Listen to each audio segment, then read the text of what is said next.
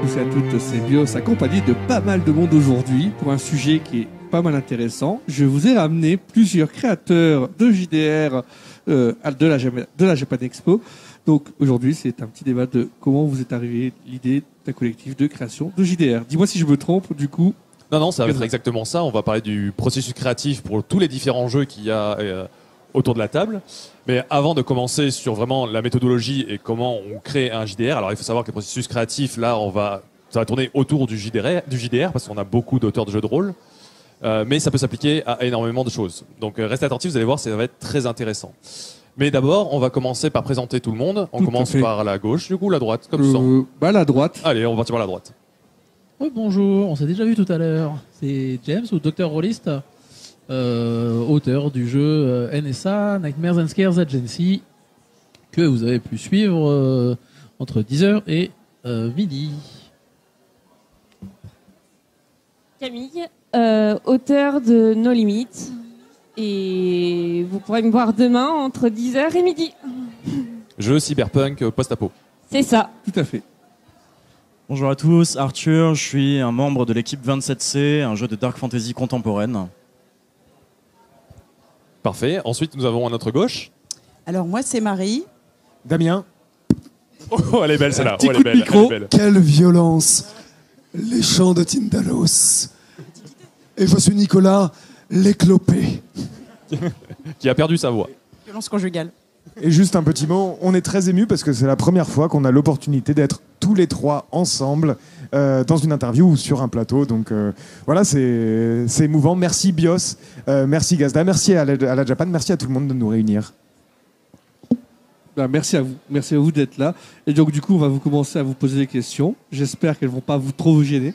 Donc du coup, on est parti. Du coup, qu'est-ce qui vous pousse, qu'est-ce qui vous a poussé à, qu'est-ce qui pousse un auteur à se dire je vais créer un jeu, un JDR, un scénario. Du coup, Tindalos. On va commencer par Tindalos. Alors nous, ce qui nous a poussé à créer notre jeu, c'est qu'à la base, en fait, on avait créé une campagne énorme qui durait une semaine. Et à l'issue de la création de cette campagne, on s'est dit qu'on allait aller plus loin et qu'on allait créer notre propre jeu de rôle. Et avec le système de jeu, le lore, tout ça. Donc du coup, c'est la richesse de tout ce qui s'est passé dans votre campagne qui vous a mené à créer un jeu à part entière. À la base, le jeu était basé sur un autre système. Qu'est-ce que c'était à l'origine ? C'était l'appel de Cthulhu. D'accord. Et vous avez créé tellement de choses et c'était tellement incroyable en termes de thématique, en termes d'histoire, que vous avez dit, allez, on va en faire un jeu à part entière. C'est cela. Et comme du coup, on s'était mis comme objectif de créer une ville qui serait un énorme bac à sable dans lequel les MJ pourraient faire ce qu'ils veulent, on avait cette richesse-là. Et puis, au cours des itérations, parce qu'on a fait plusieurs fois cette semaine-là, on s'est heurté à des questions, à des interrogations, et le système de l'appel de Cthulhu, au bout d'un moment, ne nous a plus convenu, en fait. Alors qu'on y a joué pendant 10 ans, 20 ans, 25 ans, enfin voilà. Et puis là, voilà, il y a eu des petits couacs, et où on s'est dit, on fait notre truc, quoi. Voilà. Ok, intéressant. C'est différent de ce que je pensais pour mon jeu. Donc du coup, on va avoir plusieurs réponses. Ça va être incroyable. Ok, on va partir directement à droite. Du coup, moi, ça a commencé en fait. J'ai écrit un scénario pour Tiny qui a bien marché. Au départ, ça devait être un truc gratuit en free-to-play. Ensuite, c'est passé à un truc. On va le rajouter dans le Kickstarter.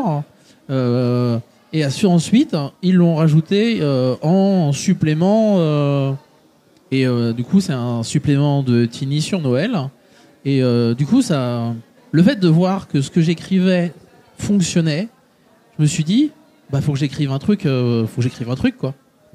Oui, tu avais l'envie de créer des choses, mais qu'est-ce qui t'a poussé à créer, du coup, au final, NSA, la thématique, ce genre de choses, qu'est-ce qui t'a poussé à créer ce jeu de rôle ? Parce que déjà, comme je disais la dernière fois, je suis un grand fan de Freddy Krueger.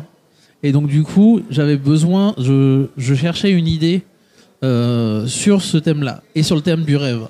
Je suis j'aime beaucoup en fait tout ce qui est lié au rêve, etc. Et donc du coup, ça m'a Tiny, c'est pareil. Hein. Ça commence en fait, c'est un enfant qui rêve et il y a une créature de cauchemar qui vient pour détruire son rêve. Et donc du coup, c'est de là que ça vient en fait. Je me suis dit, et si les gens jouaient les méchants? Ok, merci. D'accord. Du coup, Camille, excuse-moi, je t'appelais Marie depuis tout à l'heure, hein, c'est terrible. Camille, du coup. Je suis très jeu vidéo. Je suis geek et je jouais beaucoup j'ai joué à Fallout, j'ai joué à Cyberpunk 2077. Mhm. Et en fait, j'ai aimé les deux univers. Mais j'ai pas aimé la fin de Cyberpunk 2077. Et je me suis dit, il manque quelque chose. Et je me suis dit, pourquoi pas mélanger les deux. Et en fait, plus en plus que je modifiais des choses, et en fait, j'allais vers l'historique du jeu, en fait. Et là, j'ai créé réellement l'univers tout autour et tout. Voilà, tu vois, c'est intéressant, c'est un peu le même cas que moi, c'est qu'en fait, on est parti sur un manque. Oui. Sûrement, tu as dû d'ailleurs chercher des jeux qui pouvaient réunir à la fois Fallout et Cyberpunk. T'as sûrement pas trouvé, voilà, t'en connais pas. Et du coup, tu dis, il y a un manque, je vais le combler, je vais créer mon jeu. C'est ça. Très intéressant. Complètement ça. Et du coup, Arthur 27C, du coup. Alors de notre côté, c'est une histoire de bande de potes, hein, comme pour beaucoup d'histoires de jeux de rôle, j'ai l'impression. Quand j'étais au fin de collège, début lycée, je me suis retrouvé dans une situation à ouvrir, suite à un vide-grenier très réussi, un vieux bouquin de Donjon 3.5. Et je l'ai refermé aussitôt. C'était illisible. J'ai rien compris. Enfin, je suis peut-être pas très brillant, hein, mais en tout cas, c'était pas un grand succès. Et c'était à peu près dans la même période où commençait à se faire pas mal d'actual play en ligne du côté de Donjons et Jambon, du côté de Aventure chez le JDG, voilà. Et du coup, dans cette veine-là, j'ai dit tiens, mais en fait, peut-être que j'ai pas besoin de m'encombrer d'un système de règles et peut-être qu'on peut juste mettre des chiffres et jeter des dés et raconter des histoires, ça suffit. Et ça, c'est très libérateur pour commencer à écrire, créer des univers, puisque du coup, la seule chose qui reste à créer, c'est l'univers et plus le système. Voilà. D'accord. Du coup, on va passer à la deuxième question ou Oui, on peut faire ça parce que là, on a vraiment des typologies différentes. Et, lorsque vous êtes dans votre processus créatif, donc vous allez créer votre jeu. Est-ce que vous vous dites, est-ce que vous posez la question, est-ce que je l'écris tout seul ou est-ce que je trouve un équipier ou une équipe pour l'écrire? Est-ce que vous avez le droit de me dire, je me suis jamais posé cette question, c'est possible, c'est tout à fait possible. Mais du coup, voilà, Camille, est-ce que du coup, toi, pour ton jeu, est-ce que cette question-là s'est posée ou vraiment t'es parti, allez, freestyle? En fait, j'ai commencé toute seule. Et puis ensuite, j'ai rencontré mon copain. Et lui, il est pas du tout JDR. Je le dis. Mais lui, il m'a un peu aidé pour le graphique, pour tout ce qui est logo, réellement, derrière. Mais réellement, j'écris toute seule, je préfère écrire toute seule. Après, il m'a aidé pour un scénario. Je dis, œuf de Pâques marche à merveille. Bravo à lui. Mais du coup, à quel moment tu l'as fait rentrer dans le processus créatif? Tu arriverais à déterminer à quel moment? Parce que le scénario, est-ce que tu avais déjà des bases et du coup, tu avais besoin d'alimenter? Ou vraiment, ça à l'origine, il faut que j'écrive un scénario, aide-moi à trouver une idée. À quel moment tu l'as fait rentrer? J'avais tout l'univers. Tout l'univers était créé, les règles étaient créées. Lui, il me posait beaucoup de questions sur l'univers. Il me posait énormément de questions quand il me voyait. Et il s'est dit, il manque quelque chose. Il manque un moment d'infiltration d'une zone, un moment où les joueurs sont complètement... Et je lui dis, fais-le toi. Et il l'a fait juste le jeudi.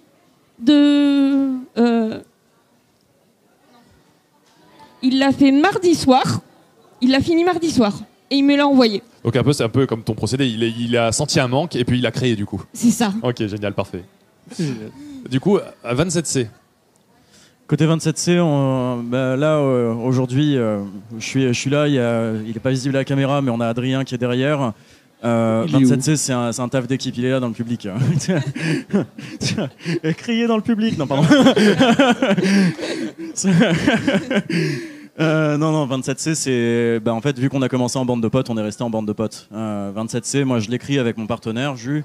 27C, c'est un jeu où on a tout de suite amené du monde dans le processus créatif. 27C, c'est même dans ses mécaniques un jeu de narration partagée. En fait, à aucun moment, il n'aurait été question de faire ça seul. Le projet original, c'est une idée à la noix que j'ai eue, mais une fois soumise, c'est nécessaire de travailler en groupe. Pour nous, ça a été absolument nécessaire et surtout très utile d'avoir ces confrontations régulières, d'avoir ces idées qui doivent s'étayer les unes avec les autres. Voilà, c'est absolument essentiel. J'écris très mal. Voilà, j'ai écrit des premiers jets, mais j'écris très mal. Et c'est pour ça que j'ai besoin aussi de m'entourer de gens qui écrivent beaucoup mieux que moi, comme Jus, et qui sont capables de repasser derrière. C'est pour ça que j'ai besoin de m'entourer de gens qui pensent beaucoup mieux la direction artistique que moi, comme Adrien. Voilà, c'est absolument essentiel. C'est des répartitions. C'est ta méthode de compétences. fonctionner. C'est vraiment tu t'alimentes de plein de monde autour de toi, et c'est comme ça que tu travailles, c'est comme ça que tu produis le mieux de toi-même. Ouais, c'est ça. complètement. Ok, Voilà, d'accord. par la confrontation d'idées avec les autres, par l'émulsion ensemble. Voilà. Ok. Même question, nos amis de chez Tindalos. Est-ce que ça a commencé tout seul? Est-ce que vous avez dit tous ensemble, on a adoré la campagne? Est-ce qu'il y en a qui se sont greffés? Est-ce que vous êtes tous ceux qui ont participé à la campagne étaient d'accord pour créer ce jeu? Oui, en fait, on va pas mal plagier ce que vient de dire 27C parce que c'est un petit peu pareil. À savoir, on est une bande d'amis depuis très longtemps. Nico, il masterise depuis tout petit, j'ai envie de dire, il scénarise. Damien, pareil. Moi, je m'y suis mis un peu plus sur le tard, mais voilà. Et en fait, ça a commencé pendant le confinement. En fait, ça a commencé pendant le confinement.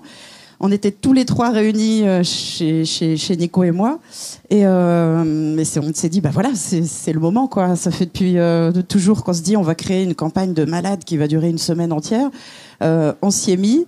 On a joué la première fois l'été qui a suivi le confinement avec nos copains. Et puis nos copains, ils ont rejoint le groupe. Donc Stéphane et Gwen qui sont là ont joué une première fois le premier été et ils ont immédiatement intégré l'équipe de création. Une deuxième année, on l'a rejoué pendant une semaine le scénario. On a fait jouer Benjamin qui est devenu notre illustrateur. Troisième fois, on a fait jouer Paul, qui est devenu deuxième, pardon, il a joué avec toi. C'est lui qui nous a fait la version numérique de la carte, parce que jusqu'à présent, on fonctionnait avec une très très belle carte manuscrite, exécutée d'une main de maître par Nicolas, qui était 4 formats raisins monstrueux, sur lequel il avait dessiné la carte de la ville. Paul, il a regardé, il a dit ouais, c'est très très bien, mais on va le faire en numérique, d'accord. Donc voilà, en fait, c'est ça qui est chouette dans le projet, c'est qu'il a germé de toute façon de manière collective à 3. Et puis ensuite, voilà, à chaque édition, il y a des copains, des copines qui se greffent, qui s'ajoutent. C'est là, on est nombreux, quoi. Alors, je vais te passer le micro sans te blesser. En fait, les joueurs sont aussi créateurs. C'est ça qui est extrêmement important, à mon avis, dans le processus créatif. C'est que c'est pas l'auteur dans sa tour d'ivoire qui écrit un truc. Le jeu de rôle, c'est vraiment un truc qui se partage. Et donc, même si nous, on n'utilise pas comme 27C des mécaniques de partage narratif, nous, on estime que même avec un jeu de rôle plus classique, le joueur est un créateur également. Et un dernier mot, et je vais être très rapide, mais dans la création collective, il y a quelque chose qui est de l'ordre de la purification des idées. On a des idées qui sont parfois moyennes, parfois médiocres. Je crois qu'on l'a entendu même en dehors du micro.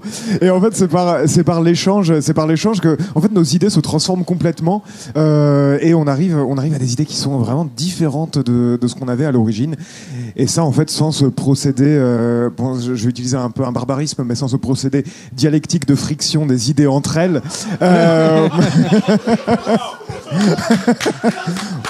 On n'y arriverait pas. C'est incroyable, hein, le nombre d'idées nulles qui peuvent émerger quand on est seul. Non, mais c'est fou. Ça m'arrive aussi. Non, mais J'ai vraiment présenté des choses à Adrien dont j'ai honte. Heureusement qu'il est là. Hein. Mais ça va être la question qui va suivre parce que à force de faire les conventions et de voir les protos de chaque personne, ou surtout des groupes, c'est peut-être mon côté, du coup on va être un poil pessimiste, c'est que je vois énormément de groupes qui se scindent et des projets qui tombent à l'eau d'année en année. Et vous êtes, et d'ailleurs aussi 27C, hein, un des groupes que je suis qui sont toujours dans la réussite parce que vous continuez à être ensemble. Je vous vois toujours ensemble. Je vois pas personne qui quitte le groupe et le jeu continue de fonctionner. Et puis on en parlera peut-être, mais en tout cas le jeu va bientôt être présenté en financement pour Tindalos. Je sais pas si j'avais le droit, si j'avais l'autorisation de le... Ouais, nickel, c'est magnifique. Oui, si, on en a parlé d'interview. Ça veut dire que c'est un projet qui va donc arriver à terme. Donc le 20 septembre. Vous travaillez en groupe, vous êtes nombreux. Qu'est-ce que vous conseillerez dans la création de jeux de rôle? Quelles sont les qualités ou les choses qu'il faut mettre en place pour être sûr de ne pas se marcher dessus et donc pouvoir mener un projet à terme à plusieurs? Respecter les gens. en fait. C'est vraiment un truc essentiel. Mais en fait, le travail en collectif, il suppose de respecter les gens. C'est la base. En fait, si tu veux que ton groupe il se scinde pas, bah tu es réglo. Tu fais pas aux autres ce que tu voudrais pas qu'on te fasse. Voilà. C'est la première base, c'est ça. Et ensuite, dans le travail collectif, faut accepter d'avoir une forme d'humilité, parce que voilà, il y a des trucs, tu vois, sur lesquels on n'est pas bon. Il y a des trucs sur lesquels on est moyen. Il y a des trucs sur lesquels on est tous excellents sur quelque chose, en fait. Moi, je pense que ça, c'est une conviction qui n'est pas spécialement holistique, mais je pense que chacun a quelque chose en lui qui lui donne une valeur profonde. Et bah, je pense que le travail collectif, pour que ça fonctionne, ça consiste à s'épargner de faire ce sur quoi on est des nazes. Et le travail de gestion d'un groupe, c'est de donner à chacun la possibilité de s'épanouir dans une activité créatrice, dans ce dans quoi il a le plus à apporter. Voilà. D'accord. Joli. On va juste donner la parole un instant en face. Est-ce qu'ils ont quelque chose à dire, docteur ou... Docteur, oui, docteur. Est-ce que toi, tu travailles tout seul ou du coup, est-ce que toi aussi, tu travailles en groupe pour l'écriture du jeu de rôle ou moi, j'ai commencé vraiment pour mon jeu. J'ai écrit tout seul, du début à la fin. J'ai demandé. Toi, je t'ai demandé en fait si je pouvais utiliser certains de tes mécanismes, parce que je trouvais que c'était vachement intéressant et que ça pouvait être intéressant pour mon jeu. Donc du coup, je t'ai dit, parce que c'est pareil en fait, c'est une question de respect en fait. Quand tu connais des auteurs et que tu sais qu'ils utilisent une certaine façon de travailler et un certain système, tu vas pas aller lui. Moi, je trouve que c'est normal d'aller dire, voilà, j'ai trouvé ton système vachement sympa. Je suis en train d'écrire un truc. J'aimerais prendre cette partie-là de ton système. Est-ce que tu penses que c'est possible? Après, la personne te dit oui ou non. Et puis, du coup, si elle te dit non, bah, tu pars sur autre chose. Mais du coup, j'ai eu beaucoup de chance que tu me dises oui et que du coup, je me serve d'une part de cette partie-là, en fait. Et c'est. Et pour toute la construction après derrière, du coup, tu as travaillé donc tout seul ou en groupe? Alors, j'ai vraiment travaillé tout seul. Toute la partie écriture toute la partie des univers, système et les scénarios, j'ai tout écrit. C'est moi qui ai tout écrit. Je me suis fait corriger parce que j'en fais de moins en moins, mais je fais quand même encore beaucoup de fautes. Donc j'essaye de me faire. Je me suis fait corriger. Dans le processus créatif, voilà. Dans le processus créatif, qui a tout fait. J'ai fait des tests sur mes différents scénarios. Ça, on y viendra plus tard. Après, comment vous filtrez les idées, même si vous avez déjà donné des éléments de réponse, c'est un truc qui est hyper important dans la création d'un jeu de rôle. On va y venir après. Ok. Camille. Alors Camille, elle a déjà répondu. Du coup, elle avait dit elle voulait parler. Je sais pas, ok. Je pensais qu'elle voulait parler. Je dirais aussi autre chose par rapport à travailler en groupe. Moi, je le vois maintenant que je travaille avec mon copain de temps en temps. Il permet aussi de donner un peu plus de... Comment dire? J'ai moins de stress. En fait, il me permet d'éviter de faire des conneries ou d'éviter de trop mettre. Et moi, qui stresse à mort à chaque fois que j'écris, lui, il est là et il m'aide à moins stresser. Et à me dire, allez, ton idée est bonne, tu peux le faire. J'avais une question qu'on avait parlé tout à l'heure tous les deux, qu'on n'a pas écrit. Et c'est par rapport à toi qui m'a donné l'idée, qui est Marie. Toi. Marie, oui. Donc du coup, j'ai une question à poser aux deux dames. Comme j'ai pu voir personnellement, il n'y a pas beaucoup de femmes qui créent de JDR. C'est un monde d'hommes, entre guillemets, je trouve. Est-ce que ça n'a pas été difficile pour vous, justement, de créer un jeu? Ouais, quel a été votre ressenti, vous avez vraiment pénétré le monde du jeu de rôle, en final? Tu veux commencer? J'ai eu un exemple sur l'une de mes tables. À la fin, en fait, de l'une de mes tables, il y a quelqu'un qui est venu me voir. C'est étonnant de voir une MJ féminine. Je lui dis, bah ouais, mais bon, c'est mon univers. Et ça t'a plu, donc je suis contente. Voilà. J'ai juste dit ça, et là, il a été content. Il m'a dit, en fait, les femmes peuvent faire beaucoup de choses. Et oui. Même moi, je suis peut-être pas le bon exemple dans la mesure où en fait, je vais plutôt malheureusement confirmer ce cliché d'univers masculin parce qu'à la base, moi, je ne suis pas rôliste. À la base, moi, je suis une littéraire, donc je bouffe des livres. Ben voilà, c'est le mariage avec cet individu et la rencontre. Ça doit être dur tous les jours. Hein. Ouais, et la rencontre de tous ces amis qui sont devenus les miens, qui ont fait que j'ai été attirée de manière assez irrésistible par le jeu de rôle, parce que c'est comme un livre dans lequel tu rentres et dans lequel tu joues. Et j'étais joueuse une petite dizaine d'années avant de scénariser, en fait. Donc, ce qui rejoint ce que tu disais d'ailleurs tout à l'heure sur le fait que les joueurs sont des créateurs, c'est qu'en tant que joueuse, déjà, je m'éclatais énormément dans l'aspect, voilà, c'est pas tout à fait du théâtre, pas tout à fait de l'écriture, mais un petit peu des deux, beaucoup d'interactions. Et dans notre groupe de copains, il y avait quand même pas mal de copines, dont voilà, Gwendoline, Raphaël, ma petite sœur, qui jouait beaucoup avec nous, Samia, vieille copine rôliste pour le coup, elle, depuis longtemps. Donc voilà, faut quand... Eden, évidemment, mais oui, évidemment, grosse geek s'il en est. Donc voilà, après, il faut pas se mentir, ça reste, c'est un milieu qui se féminise de plus en plus, comme beaucoup de milieux qui étaient masculins jusqu'à présent. Mais voilà, il suffit de regarder la majorité des tables, même aujourd'hui.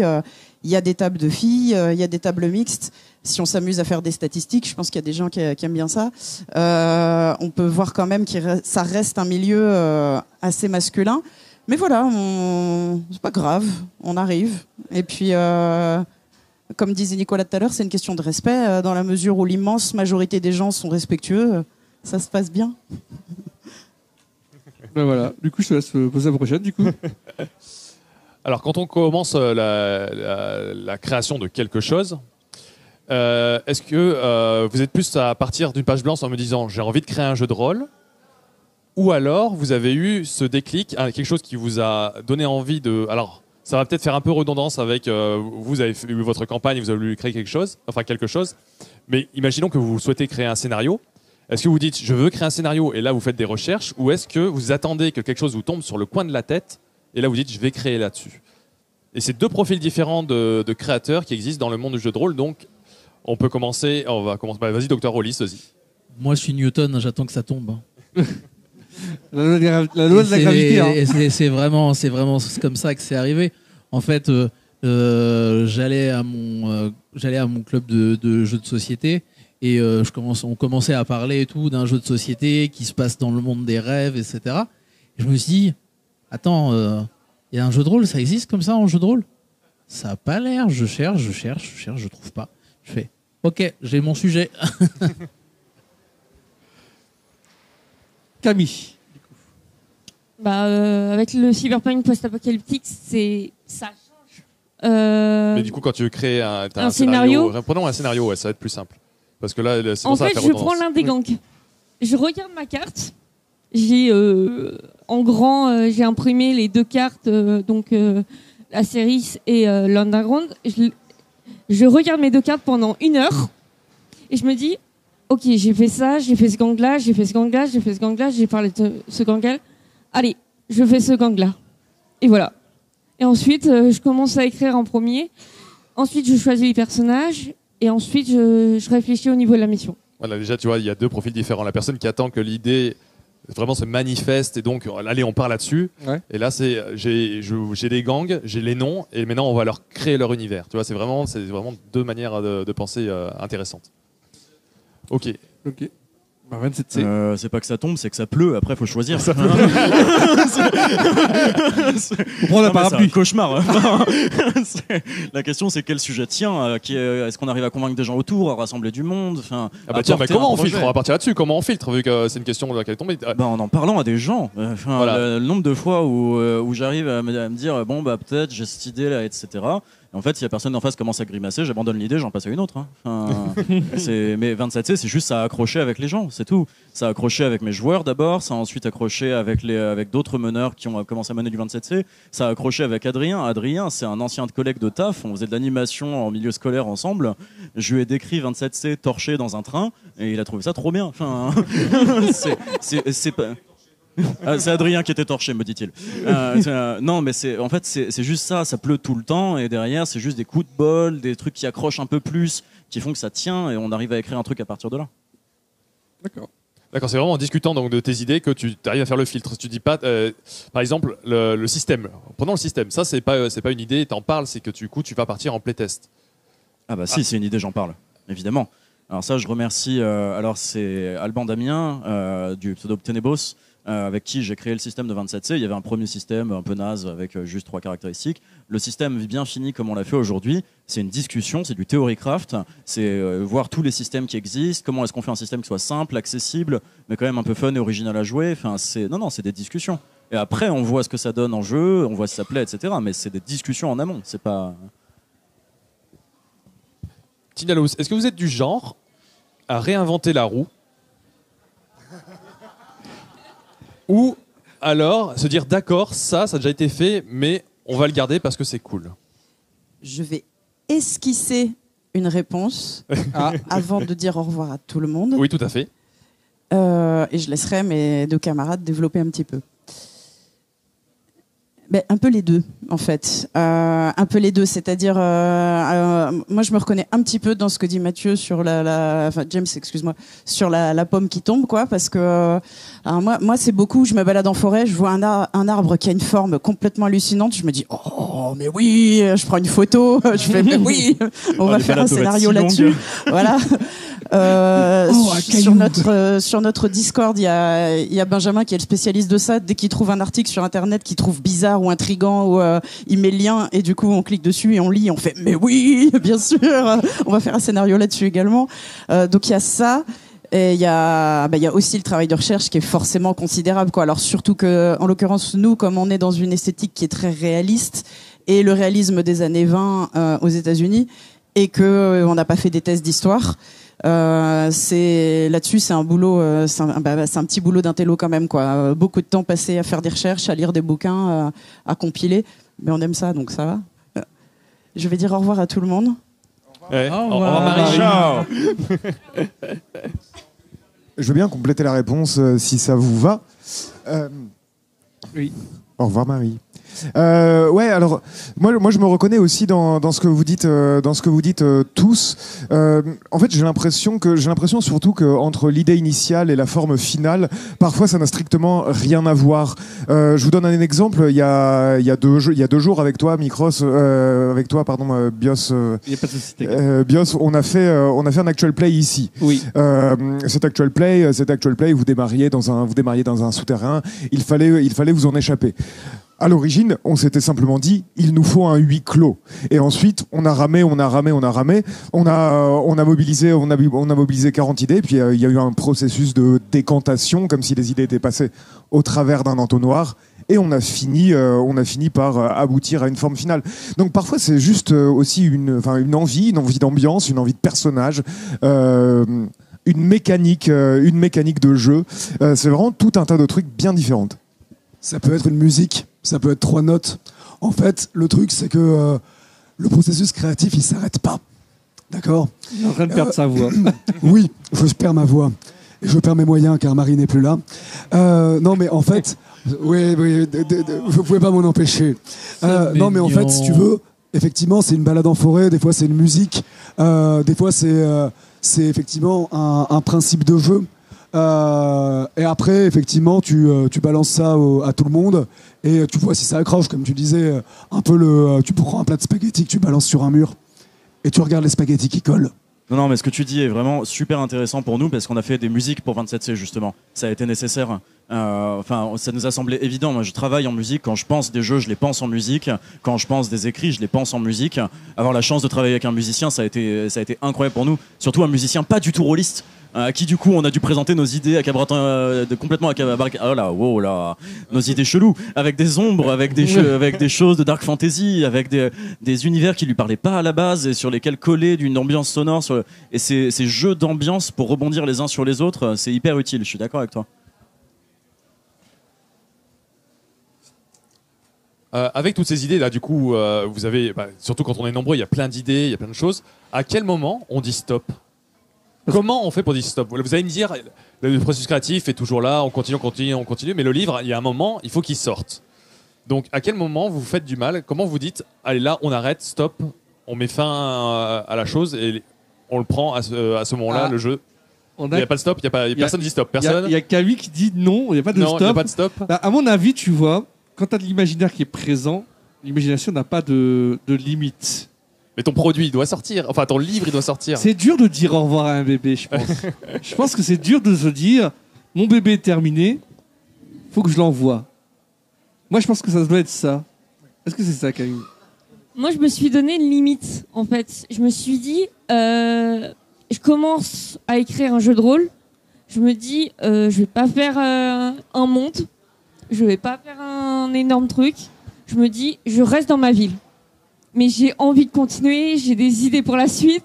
J'ai les DLC qui commencent déjà, je commence déjà à écrire des DLC, donc voilà, on ne s'arrête pas en fait. Le DLC peut être une solution, c'est-à-dire que tu arrêtes ton livre de base, mais si tu continues à être créatif, en fait, tu crées les livres additionnels à côté. Ouais. Mais voilà, il faut se dire, c'est le problème qu'on a surtout avec les auteurs, c'est qu'ils ont tellement d'idées que le livre est repoussé, je vais mettre ça, et le livre il sort jamais. Donc, je sais pas s'il y a des tips, des conseils pour dire à un auteur, ok, là tu t'arrêtes. C'est pour ça que si vous avez ça en tête pour les personnes qui nous regardent, ça Ouais, peut alors être très utile. 3 mots en anglais, kill your darlings, tuer vos chéris. Il y a beaucoup d'idées qu'on juge bonnes et qui le sont en effet, mais qui ne s'intègrent pas dans le processus narratif ou dans ce jeu-ci en particulier. Il faut savoir, Nico parlait d'humilité tout à l'heure, il faut savoir effectivement mettre son ego de côté. Alors, à titre personnel, je trouve que c'est la richesse de la création collective parce que ça permet en fait, dans la confrontation à l'idée de l'autre, ce processus de décantation qui permet l'élimination d'une idée parfois même meilleure, mais moins adéquate aux propos. Ça, c'est le premier point. Le deuxième point, c'est que j'invite vraiment les gens à caler des dates pour leur jeu. Parce que si vous calez des dates et qu'elles sont rapprochées dans le temps, en fait, vous n'avez pas le choix. Vous êtes obligé de proposer un produit ou un jeu même pas fini, en fait. Ouais, tiens, j'ai une question par rapport à ça. Pour toi, quel est le meilleur temps de sortir un jeu en termes dans l'année? J'en sais rien. Le 20 septembre. Ah oui, Le 20 septembre, ouais. Le 20 septembre. Non, mais le truc aussi, à mon avis, c'est qu'il faut être public. C'est-à-dire qu'en fait, tu vois, mettre une date, si tu la gardes pour toi, moi, je suis désolé, c'est la première chose que je fais, c'est que je repousse la date. Et en fait, le travail collectif, il permet ça aussi. C'est que tu dis un truc, tu as envie de tenir ta parole. Et en fait, nous, on a fait des Twitch, par exemple, pour présenter nos quartiers. Ouais. Parce que sinon, en fait, on repousse. Donc on s'est dit, tous les mardis soirs, on se retrouve et on va vous présenter le quartier. Et là, Benjamin, il s'est senti pousser des ailes pour faire les portraits. Nous, on s'est senti pousser des ailes pour écrire parce qu'il y a le regard de l'autre. Et même s'il n'y avait pas beaucoup de personnes qui regardaient, en fait, ce passage de on se montre, en fait, il pousse à terminer. Voilà, je vais arrêter de parler. Non, moi, je vais juste rebondir sur ce qu'ils disent. C'est bien de se mettre une date. Moi, j'ai commencé en janvier 2023 et je me suis dit, en juillet 2023, il y a la Japan 2023. Je dois présenter mon jeu à ce moment-là. Je le présenterai à ce moment-là. J'en ai parlé à plein de monde. Et du coup, le fait d'en parler et de dire, je suis en train d'écrire un truc, ça permet, et je vais le présenter à telle date, ça permet vraiment de se cadrer et se dire, voilà, ça y est, j'ai un cadre, je vais ma ligne droite, ma ligne directrice, c'est la Japan. C'est ça qui est intéressant, c'est que se mettre juste une deadline, ça fonctionne pas. Mais par contre, une deadline que vous annoncez aux autres, que vous annoncez à votre public, là par contre, vous savez que vous avez votre travail à terminer et là vous allez vraiment clôturer votre jeu au moment où vous l'avez donné la date. Est-ce que tu as une question qui vient en tête? Bah, j'ai pas entendu pour les dates, j'ai pas entendu 27C, j'ai pas entendu. Sur la question du produit fini chez 27C, bah, en fait, pour nous, elle s'est posée très vite parce que bah, là, j'ai un premier produit fini sous les yeux. C'est notre kit découverte, en fait. Enfin, c'est des points d'étape. Enfin, réussir à se faire des points d'étape, c'est important. Et je pense au produit fini. Parce que, en fait, notre travail, il est projeté, il est prévu en avance. En fait, on a des bilans qu'on se fait trimestriellement avec l'équipe. On avance, on a des ordres du jour, des réunions. En fait, c'est du travail d'équipe. Il faut avancer. Et bah, matériellement, on sait qu'on a un nombre de pages à rendre, qu'on a un nombre de pages maximum à renvoyer pour l'imprimeur, qu'à un moment donné, à l'écriture, bah, faut bien que ça s'arrête parce que le nombre de pages va excéder sinon. Et en fait, il y a des contraintes dans lesquelles on écrit, des véritables contraintes qui sont nécessaires pour pouvoir avancer sur le projet. Et en même temps, ça nous permet d'envisager le produit fini, de fantasmer sur ce produit fini pour aller le chercher. Le kit découverte, quand il sort, c'est non seulement un plaisir incroyable de pouvoir partager notre truc, d'avoir un vrai truc dans les mains, mais c'est aussi un soulagement. C'est une fin de projet. C'est un point d'étape. Ça fait beaucoup de bien, les points d'étape. La sortie de notre bouquin, je ne sais pas quand elle surviendra, on ne se projette pas sur les dates, mais j'ai vu une dizaine de pages mises en page et illustrées par Adrien. C'est magnifique. Ça me donne énormément d'espoir, ça me fait rêver. J'ai envie que ce projet avance et qu'il soit terminé un jour pour avoir ce beau livre dans les mains. Ça fait avancer, ça fait aller vers un produit fini. D'accord. Et du coup, Kaby? Moi, j'ai aucune date. Je le dis parce que moi, je travaille déjà sur la mise en page. Et je suis à 4. Je suis à 4 essais de la mise en page là en ce moment. Là, je suis sur ma dernière. Je suis en train de trouver ma voie. Je suis en train de trouver mon univers réellement. En fait, de trouver ma signature. La signature du bouquin et tout. Je suis en train de chercher pas mal. Et là, je l'ai trouvé enfin. Donc, on va dire que si l'année prochaine ça marche, ça marchera. Mais moi, je me donne pas de date. Parce que sinon, je vais avoir du stress en plus. Donc, je me dis, je finis. En fait, j'ai une liste. J'ai une liste de ce que je veux faire. Ok. Et donc, je liste le livre d'univers en premier. Ensuite, le livre de règles. Tout ce qui est règles. Le système de jeu qui est créé. Ensuite, tout ce qui est annexe, en plus. Et si je peux juste ajouter un truc, il y a aussi de notre côté quelque chose qui est la gratification pour les autres membres de l'équipe. Parce qu'en fait, il y a des gens autour de nous qui fournissent un travail de l'ombre, mais un travail de dingue. Et donc en fait, voir par exemple Benjamin avancer à toute allure sur les illustrations, nous ça nous met un coup de pied au cul pour aller vite. Et on se sent responsable en fait. On se sent responsable d'écrire plus vite, de peaufiner les textes, d'écrire plus. De la même manière, Paul, Augustine, qui s'occupe de la mise en page, qui s'occupe du site internet, en fait, on a envie de leur rendre ce qu'ils nous offrent. Et ça nous oblige. Bah, vous voyez, par exemple, on en parlera peut-être tout à l'heure, mais on fait le financement participatif en septembre, et c'est une manière pour nous de dire bon bah voilà, à ce moment-là, le 20 septembre, on aura fini 80% du manuel. C'est ce à quoi on dédie notre été plutôt qu'aux vacances.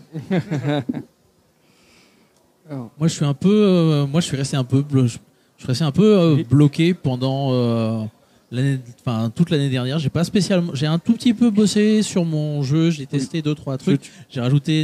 J'ai créé un troisième scénario qu'il faut que j'essaye de tester. Mais j'ai que les bases et pour l'instant je reste bloqué parce qu'en fait j'attends d'avoir des illustrations. Pour l'instant j'en ai pas, j'ai personne en fait j'ai eu 2-3 retours par rapport à ça, mais ça avance pas. Donc du coup pour moi tout ce processus en fait d'édition en fait aura vraiment continué à me faire avancer quand j'aurai mes premières illustrations. Et là, c'est ce qu'il disait, c'est ce qui vous a poussé à là pour l'instant, ça fait 1 an que j'ai presque pas touché à mon livret de découverte. Hein. Oui, c'est ça, c'est parce que là, pour l'instant, tu es sur tes écrits, tu vois, tu relis encore tes écrits, et là, tu as besoin d'avoir t'as pas de graphique, tu as vraiment ton visuel pour te dire, ah ouais, là, ça avance. Et c'est vraiment, pour toi, c'est le visuel qui dit que ton projet avance. C'est ça. Ok. Alors, j'ai une question de YouTube de Obscure Tranquillité qui dit question, peut-être édité, comment le projet est-il vérifié sur les illustrations, la correction, tout ça? Quels sont les acteurs qui interviennent pour qu'un jeu sorte? Vous pouvez répéter la question? Pour les illustrations. Alors, est-ce qu'on a des éditeurs? Alors, il y en a qui sont passés. On est tous. Alors, c'était éditeur indépendant. Ça va être difficile de vous renseigner là sur le sujet de l'édition. Parce que pour être vérifié par un éditeur, moi je n'ai même pas moi-même le processus parce que moi c'est l'éditeur qui est venu me chercher donc sur la thématique. Donc oui. Là malheureusement je pourrais pas répondre à la question. Personne autour n'a pas l'air. Non, on est en auto-édition complète. Nous, donc la vérification de l'éditeur c'est Adrien. Moi je suis allé démarcher certains éditeurs. Mais tant que j'ai pas d'illustration à leur montrer, j'avais 2-3 trucs à leur montrer, les figurines, etc.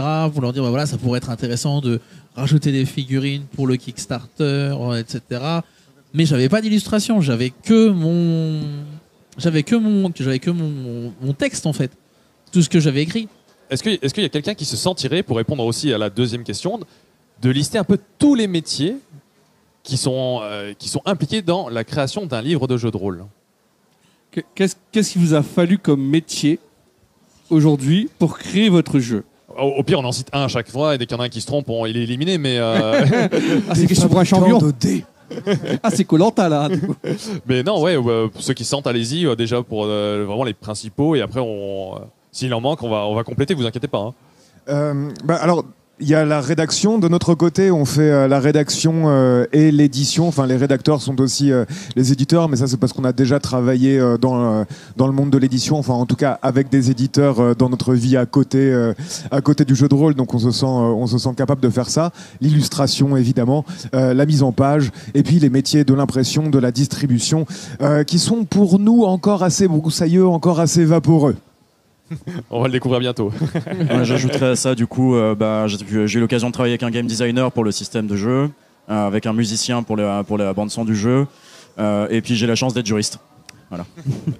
Déjà, il en faut 4, bah oui, parce qu'il Vas-y, compte, parce que j'ai arrêté de compter. Moi. Ouais, il faut des droits d'auteur, mine de rien, donc du coup... Il faut un jury, il faut un avocat et autres. Alors, un avocat, c'est un peu exagéré, mais avoir une petite lecture juridique de ce que tu fabriques et de est-ce que tu n'es pas en train d'emprunter le travail de quelqu'un sans le savoir et de quelles sont les conditions à ça, comment est-ce que ça marche un financement participatif, c'est quoi un contrat qu'on passe avec une plateforme de financement participatif. Voilà, ça c'est des bases où ça vaut le coup quand même de passer par une petite lecture juridique, vérifier qu'on fasse pas complètement n'importe quoi. Ok. Je dirais graphiste ou infographiste pour la mise en page. Tout ce qui est la mise en page du bouquin et illustrateur aussi. Après, voilà. Ok. Je pense qu'on a à peu près tout dit. Hein, ouais, je pense que je cherche, mais il y a je crois peut-être un acteur que, quand même, peut-être un tout dit. acteur à ajouter qui peut être intéressant. C'est quelque chose auquel on pense pas assez en France, c'est un traducteur. C'est quelque chose qui est, nous, sur un très long terme, c'est quelque chose qui nous a déjà été proposé par quelques personnes qui faisaient la traduction, qui sont tombées amoureuses de 27C, et qui étaient en mode, voilà, on pourrait peut-être se lancer dans un projet, etc. Le problème, c'est que ça implique du coup une ampleur d'auto-édition beaucoup plus grande, puisqu'internationale, mais c'est un métier à avoir en fond de crâne quand on pense son jeu et quand on pense la pérennité de son jeu. Ouais. Ok. Moi, j'ai un gars qui est venu me voir pour dire, ah tiens, je suis traducteur, j'aime bien ton jeu, je peux te traduire. Je fais, écoute, on va attendre d'abord de l'éditer en français, hein. Et puis ça coûte une blinde la traduction. Hein. Ça coûte cher parce que même moi qui fais des overlays par exemple, ça coûte très cher. Nico ? Ouais, alors il y a aussi la nécessité du playtest. C'est-à-dire que le livre, comme on est dans une pratique, c'est un livre qui est lié à une pratique, il faut pratiquer. Donc il faut des joueurs. Donc il faut des meneurs ou des meneuses. Et donc il faut des gens qui sont prêts à aller à la rencontre du public. Je pense au grand banane. Stéphane. Plein d'amour sur Stéphane. Hein. Ouais, voilà, plein d'amour sur Stéphane, parce que c'est quelqu'un qui fait passer entre ses griffes des joueurs, des joueuses, par quantité astronomique. Et en fait, c'est aussi un garant de la qualité du livre que de voir comment le jeu est joué. Parce que sinon, on écrirait un roman. Et le but final du produit, c'est d'avoir des gens qui le jouent. Et là, nous, aujourd'hui, on a un des trucs qui m'a fait le plus plaisir de notre expérience. C'est une joueuse qu'on a vue l'année dernière à la Japan, quand on est devenu public, et qui fait « Ah, mais moi, parce qu'on a mis notre prototype de règles en ligne, des scénarios en ligne, je fais jouer Woolwich à plein de mes potes, et j'adore !» Et là, tu fais « Là, on a réussi un truc. » Parce que c'est quelqu'un qui s'est emparé de notre jeu et qui le partage. Et voilà, c'était le plus beau moment de ma journée. Je rebondis là-dessus. On a un plaisir incroyable avec 27C, c'est d'avoir été le premier jeu de beaucoup de joueuses.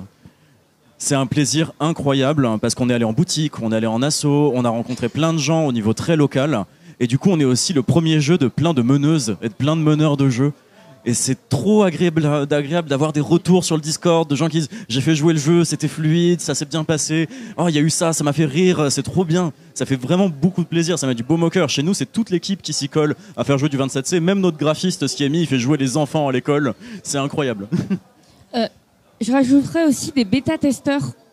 Parce que moi, je fais pour tester ma campagne, parce que je fais en même temps une campagne, que je fais un coucou à ceux qui jouent à la campagne, pour tester l'univers, réellement voir si ça marche en campagne. Et ça marche à merveille.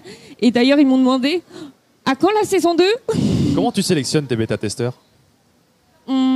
C'est des potes rencontrés dans l'association de JDR. En fait, ils sont venus me voir, ils m'ont dit, en fait, ça nous va de faire une campagne. Tu pourrais en faire une ? Donc je leur ai dit, j'ai un début de campagne, ça vous va ?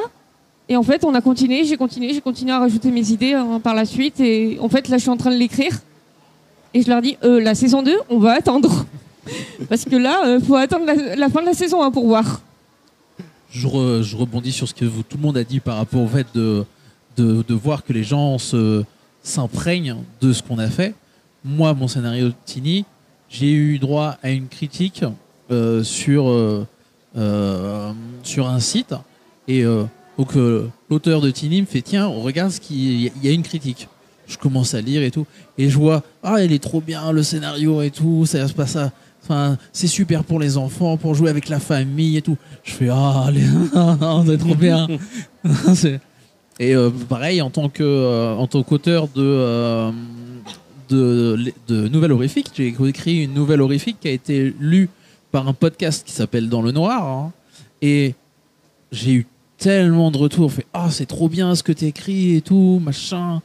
Il nous faut au moins ça, parce qu'on sait que quand on est dans le jeu de rôle et qu'on débute, on va dire qu'on fait pas ça pour l'argent, et on fait clairement pas ça pour l'argent, parce que niveau rémunération, c'est compliqué. Oui. Donc si vous êtes joueur et que vous aimez notre jeu, nous le dire, c'est pas juste oui, je fais un peu de lèche à l'auteur, ou je veux attirer l'attention de l'auteur. Non, c'est nous, ça nous fait plaisir, et c'est la raison pour laquelle on continue à faire le métier que l'on fait aujourd'hui. Alors, j'ai une question, je suis désolé de vous couper. De la petite Becca sur YouTube, donc sur la chaîne de Rox'n'Roll, qui te demande, en tant qu'MJ, comment savoir si nos scénarios sont à la hauteur des attentes de nos roleplayers ? Faut leur demander. Non mais pardon, c'est bête, hein, mais faut communiquer avec les gens en fait. Si tu leur demandes si ça, je ne sais pas qui tu es, hein, donc bonjour. Mais demande à tes joueurs si ce que tu leur fais jouer leur convient. Essaie de voir ce qui se fait ailleurs. Essaye de toujours de t'améliorer, de te remettre en question évidemment. Mais à un moment donné, si les retours sont bons, c'est bon. Et n'hésite pas que tu as besoin de dire j'ai besoin de retours même négatifs. Parce que quand les gens on rencontre en convention, ils sont toujours bienveillants. Alors c'est bizarre ce que je vais dire, mais nous les auteurs, on cherche les critiques négatives. Je sais pas si pour vous aussi c'est la même chose. C'est le cas, on a besoin de critiques négatives. On a besoin des critiques négatives. Pas gratuites, mais des critiques négatives sur comment tu as ressenti la chose. Non, mais Gazda, ici présent, nous a découpé le kit découverte. J'ai reçu un message, mais long comme le bras sur Discord de Gazda qui nous a découpé le kit découverte chapitre par chapitre. C'est dur à recevoir sur le moment, mais c'est essentiel. C'est ultra important. Mais c'est parce que j'ai adoré et que j'étais amoureux du jeu. Okay. Juste, je pense qu'il y a deux phases en fait. Il y a une première phase où c'est important d'être avec des gens safe, des gens en qui on a confiance. Et ensuite, le passage à la critique négative, c'est dans un second temps. Parce que si t'as pas trop confiance en toi, tu vas te faire démolir. Et ensuite, aller à la rencontre du public pour que le jeu trouve son public. Et là-dessus, les événements, Tu vois, là, on est sur le stand de la FFJDR. C'est ultra important parce que, en fait, c'est des gens que tu vas croiser rapidement. C'est des formats courts. Et ça, c'est pour moi une deuxième étape, quoi. Voilà. Et merci à la FFJDR et à toutes les assos d'organiser des conventions pour que le milieu rôliste puisse se retrouver et partager ce loisir. Et permettre aux auteurs d'être là. Moi, par exemple, j'ai reçu une grosse critique. J'avais envoyé un bêta une critique négative. J'avais reçu à Paria. C'est une maison d'édition de Châteauroux qui fait des jeux de plateau. Et moi, je leur envoie comme ça parce que je leur ai parlé de mon univers. Ils ont bien aimé. Et ils m'ont demandé, est-ce que tu peux nous envoyer en bêta ton univers? Je leur envoie les premières pages. Et là, ils m'envoient un pavé d'une vingtaine de lignes à lire. Je suis blanc à la fin. Je me dis, oh non, c'est pas possible. Et en fait, grâce à eux, j'ai évolué. Parce que l'univers ne serait pas comme eux si j'avais... L'introduction ne serait pas comme ça. Mes fiches personnages, je vous le dis, c'est les dernières fiches personnages qui sont sur ma table. C'est la 5e. C'est la 5e fois que je refais mes fiches personnages grâce à eux. Mais bon, je les remercie quand même. Si je peux ajouter juste un petit truc, ça sera rapide, mais en fait, youtubeur, qui que tu sois, ne te laisse pas inhiber par l'idée que ça pourrait ne pas être assez bien. En fait, vas-y, joue, et puis si c'est pas assez bien, bah, tu le découvriras, et c'est pas grave, parce que les gens sont bienveillants. Mais il faut pas que ça devienne un frein. Il faut pas que ça devienne un frein, parce que sinon, ce n'est jamais assez bien. Voilà. Est-ce que tu avertirais quand même que ton scénario, c'est un playtest à tous les joueurs avec qui tu vas jouer à l'avance ou pas? Ouais, moi je le fais, mais parce que je suis particulièrement demandeur de leur retour quand je commence à le faire jouer. Les scénarios que j'ai déjà fait un paquet de fois, bon, ils sont calés, j'ai déjà eu suffisamment de retours. Là, il y a pas besoin, mais sinon, oui, j'avertirais, ouais. On a une autre question de Obscure Tranquillité. Un JDR a-t-il besoin que les règles et les guides pour le MJ soient le plus clair possible, point d'interrogation, afin que chacun puisse se saisir du jeu? Entre parenthèses, désolé si la réponse n'est pas évidente, je suis un noob en la matière. PS, c'est mon combat. Moi, je vais répondre. J'aime les règles. Alors, moi, je suis un vieux de la vieille. J'ai commencé avec Donjons et Dragons, avec des règles gigantesques. Puis je suis passé sur du Cthulhu. J'ai commencé à masteriser sur l'appel de Cthulhu avec des 10 000 compétences. La V16, il y a je sais pas combien de compétences. Tu te sers pas de toutes les compétences. Et puis j'ai découvert Cthulhuac. Et là, j'ai fait ah ouais, tu peux créer des jeux de rôle aussi simples que ça avec 4 compétences et c'est tout. Et bah moi d'accord, moi j'en ai 8. Mais mais t'es pas obligé de créer un truc à la Donjons et Dragons avec escamotage, acrobatie, 10 000 compétences, 10 000 compétences, ça suffit. Je dis pas que Donjons et Dragons c'est mauvais ou quoi que ce soit, parce que j'ai été biberonné à ça. J'ai commencé, j'avais 12 ans à jouer à Donjons et Dragons. Et j'ai adoré jouer à ça. Je le joue encore. Je suis toujours sur la V5 de Donjons et Dragons. Je suis actuellement sur la campagne de Strad. Je pense vraiment que pour découvrir le jeu de rôle, il faut commencer par quelque chose de simple et après peut-être augmenter le truc. Et c'est comme ça en fait que j'ai commencé en fait moi en tant que meneur. En tant que meneur en fait, je veux dire. J'ai commencé par l'appel de Cthulhu et je dis qu'est-ce qui peut être bien, qu'est-ce qui peut être intéressant pour moi. Je vais pas commencer tout de suite à intégrer, à être dans une grande ville, que les mecs ils font des déplacements. On va commencer par un huis clos. Et c'est ce qui s'est passé. J'ai fait une campagne. Très bonne idée, le huis clos pour commencer. Ouais. Voilà, j'ai commencé par un truc tout petit, un huis clos, et puis plus ça allait, plus j'agrandissais, plus je grandissais. Et puis plus ça allait, désolé. Et plus ça allait, et plus j'étendais mon univers, et plus j'en prenais. Et plus D'ailleurs, un petit conseil pour les débutants, hors nos propres jeux de rôle. Quel jeu de rôle vous conseillerez à un débutant pour une prise en main facile et vraiment découvrir l'univers? Vous avez une idée en tête ou Tiny. Tini là-bas, ok. Tini, c'est vraiment Ça- top parce ça que me dit quelque chose. le système est Ouais, vraiment, on le joue système des est jouets vraiment simple. Justement, Et je- les scénarios sont aussi très abordables. Vite fait l'univers de Tiny, rapidement. L'univers. C'est des jouets qui sont là pour protéger un enfant d'une créature de cauchemar pendant ses rêves. Magnifique. il était pas là l'année dernière. Si, je crois. Si, je crois. Si. Vermine, Vermine, je l'ai pas en tête, Vermine. Mais ouais, c'est un on en a beaucoup parlé. post-apocalyptique et moi j'ai fait une campagne Vermine. Ça a été Simple d'accès pour les débutants. ouais, Ok. c'est sympa et voilà. Moi, je recommanderais pas un jeu, je recommanderais de bons MJ. C'est une bonne idée, ça. Non, mais enfin, Aussi. c'est pas un problème de jeu. Hein. Enfin, moi, j'ai été initié avec du donjon un peu hard, etc. Avec un bon MJ, ça roule. Mais là, Enfin, c'est le débutant, c'est le MJ. en tant que débutant meneur de jeu, Ouais. la 5e est pas si complexe que ça. 5e édition de Donjons et Dragons. 5e édition de Donjons et Dragons, c'est abordable, à peu près. 27C, c'est pas mal. Ah oui, du coup, tu cites pas ton jeu. Ouais, allez, d'accord. Et moi, je le dis. Damien, je Non, mais je le dis. Alors, pour un débutant, je le redis, moi personnellement, 27C, c'est bien. À mener 27C pour des nouveaux meneurs et des nouvelles meneuses de jeu, c'est hyper pratique parce qu'il y a très peu de mécanique. C'est de la narration. C'est des histoires racontées avec ses potes. Alors, Voilà. on va faire court parce qu'il nous reste plus beaucoup de temps. Donc, il a fait une éclaircissement de questions. Il nous en reste 3 ou 4 des questions encore à peu près. En vrai, non, vas-y, on peut finir là-dessus. Et donc, du coup, il y a un petit éclaircissement sur la question de Obscur Tranquille. Pour ma question, je veux dire comment faire un bon débutant total puisse saisir un jeu, même en tant qu'MJ. Alors, en gros, pour ma question, il voulait dire, du coup, pour sa question, il voulait dire comment faire pour qu'un débutant total puisse saisir d'un jeu, même en tant qu'MJ.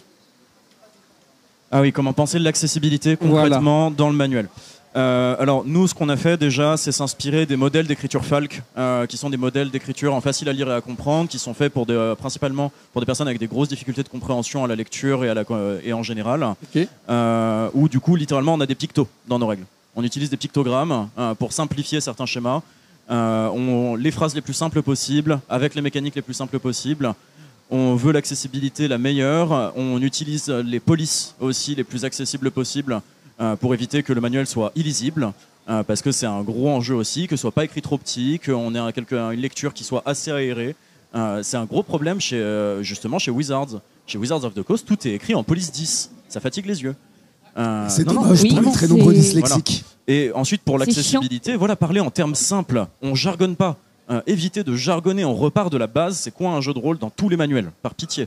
Qu'on puisse accéder à ça dès que c'est le premier livre qu'on achète. On ne devrait pas avoir à acheter un livre sur comment faire jouer du jeu de rôle avant d'acheter un livre qu'on veut faire jouer bel et bien. Faut tout expliciter. Hein. Faut Il y a- clairement tout expliciter dans un manuel.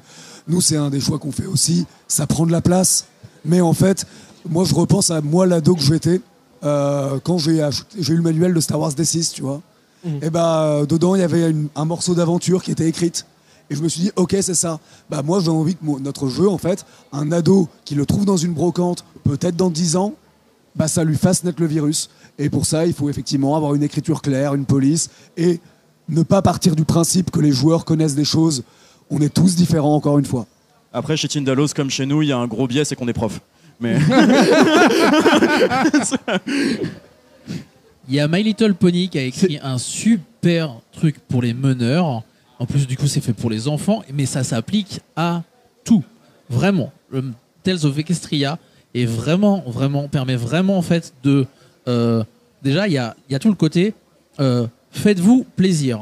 Déjà, faites-vous plaisir à vous. Si vous faites plaisir à vous, vous allez faire plaisir à vos joueurs. Et surtout, ne bloquez pas vos joueurs dans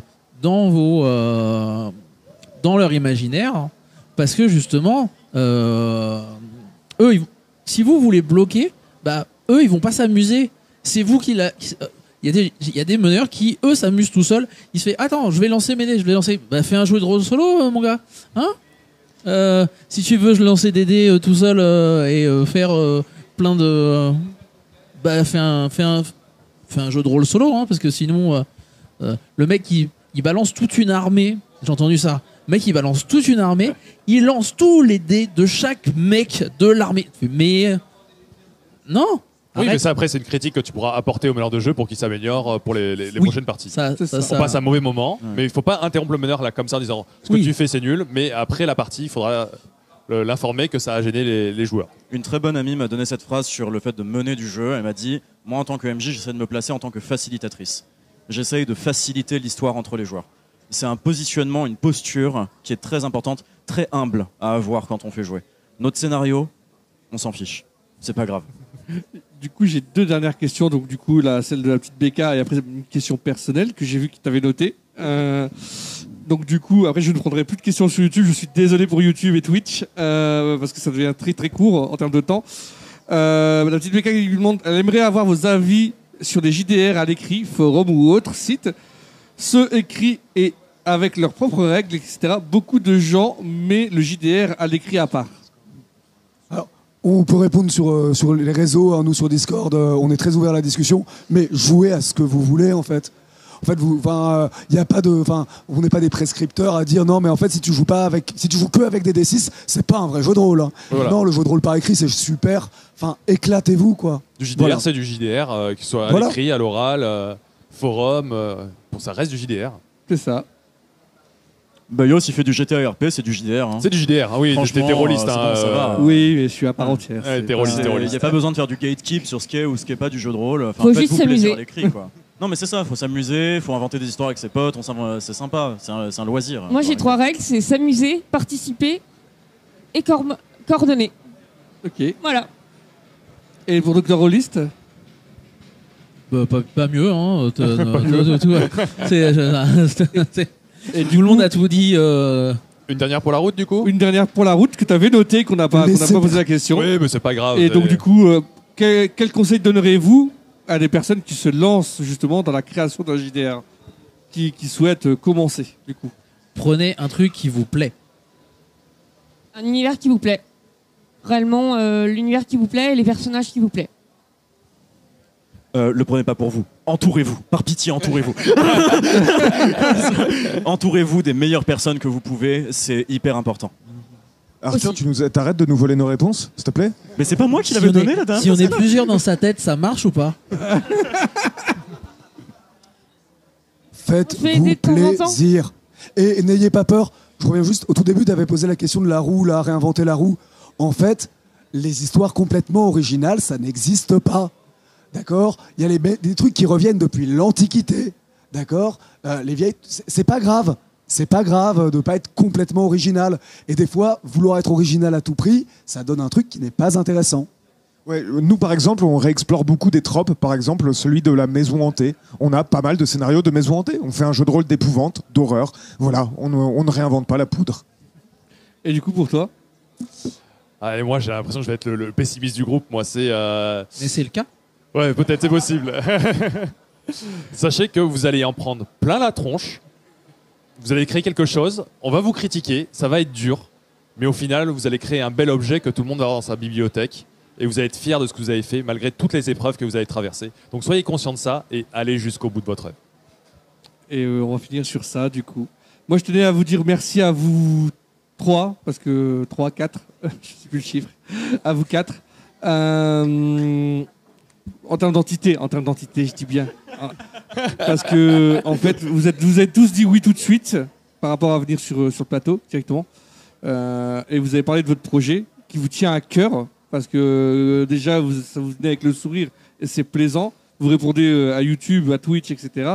Parfois, c'est pas facile à répondre parce qu'il y a beaucoup de gens qui sont parfois timides et autres. Moi, je vous en remercie grandement parce que c'est pas facile. Parce que même moi, quand je veux parler de mon projet de Twitch ou autre, bah, c'est pas facile tous les jours de dire les hauts, les bas, les trucs qui ont été difficiles dans la vie. Merci à vous, merci à toi de m'avoir encore accompagné aujourd'hui. Ça a été un plaisir. Et sachez que ça a été dur, on était 7 au début. Hein on était 7. Et donc voilà. Et puis vous avez déroulé toute la table ronde à merveille, donc du coup, merci beaucoup. Merci beaucoup et un petit mot pour les techniciens, on pense à vous, sans vous ça n'existe pas. Oui, la régie, merci la régie. Donc, merci à vous. Merci à la régie. Allez, merci à tous. Au revoir. Au revoir. À bientôt, ciao.